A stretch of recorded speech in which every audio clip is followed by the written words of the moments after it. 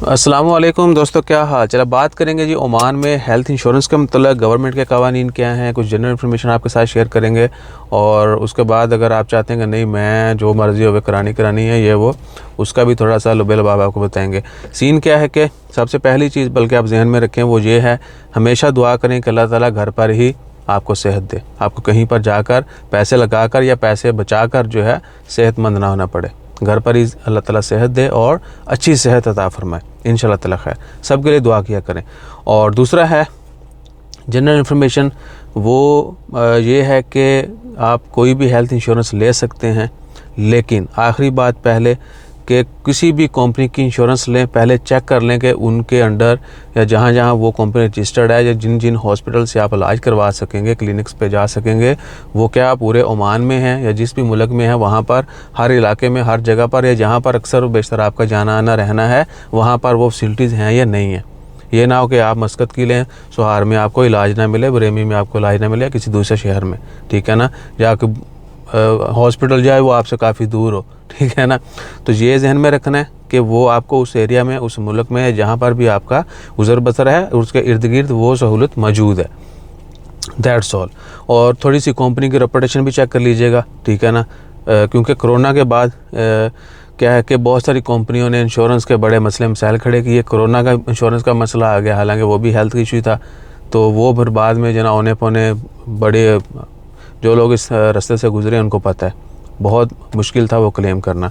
यानी हो तो सीन क्या है कि अगर आप ओमान में हैं और हेल्थ इंश्योरेंस करवाना चाहते हैं तो आपको बताते चलें कि 2019 से ऑनवर्ड ओमान में हेल्थ इंश्योरेंस मैंडेटरी करने पर जोर दिया जा रहा है।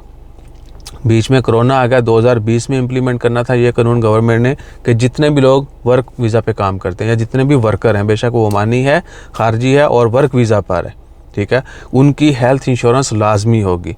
और आइंदा जब ये रूल इम्प्लीमेंट कर दिया जाएगा तो वीज़ा रीन्यूअल के वक्त ही ये चीज़ भी लाजमी हो जाएगी कि भैया ने इंश्योरेंस ले आओ पहले, ठीक है। तो अभी क्या है, कोरोना आ गया बीच में, वो पोस्टपोन हो गया, फिर कोरोना के बाद रिकवरी की हो गए, वो रोना धोना ये वो सब कुछ, और बीच में फिर कंपनियों का भी, आपने बहुत सारे लोग जो इस रास्ते से गुजरे हैं, मैं पहले भी बोला कि वो बता सकते हैं कि भैया कौन सी कंपनी अच्छी है, कौन सी जल्दी क्लेम कर देती है, किन के साथ मसले मसाइल आते हैं, किन की कितनी सर्विस अच्छी है, ठीक है। तो अभी वो सारा कुछ जो है चल रहा है, इन प्रोग्रेस है। और रिसेंट जो खबर आई थी उसमें यह है कि 2023 में ये रूल इम्प्लीमेंट कर दिया जाएगा। आज 10 दिसंबर है और दिन है आज हफ्ते का, साल 2022। तो 2023 में जो लास्ट खबर आई थी कि 2023 में सबके लिए हेल्थ इंश्योरेंस मैंडेटरी होगी। तो आप जहन में रखें कि आइंदा साल होपफुली ये रूल इम्प्लीमेंट हो जाएगा कि आपका वीज़ा है, आप वर्क वीज़ा पर काम करते हैं, कहीं पर भी हैं, आपके अरबाब की कंपनी की स्पॉन्सर की जिम्मेदारी होगी कि आपकी हेल्थ इंश्योरेंस भी करवाए और उसके ऊपर आपका इलाज भी हो अगर खुदा ना खास्ता कोई मसला मसाइल बन जाता है, ठीक है। और उसके बाद क्या होगा, हेल्थ इंश्योरेंस जब इम्प्लीमेंट कर दी जाएगी तो फिर बाद में जो है ना वो हर कोई एक दूसरे का साथ खेलेगा। आपको पता है अरबाब लोग और कंपनियां छोटी मोटी ये वो सब जो हैं वो या तो अपने वर्कर से पैसा लेते हैं या फिर जो है ना टोटली उनके ऊपर थोप देते हैं, भाईजान इंश्योरेंस करा के हमें पॉलिसी का बता दो, ताकि आपके डॉक्यूमेंट जो हैं वो प्रॉपर किए कंप्लीट करके वीज़ा शीज़ा जो है वो अपडेट किया जा सके, वीज़ा रीन्यू या नया लिया जा सके, ठीक है।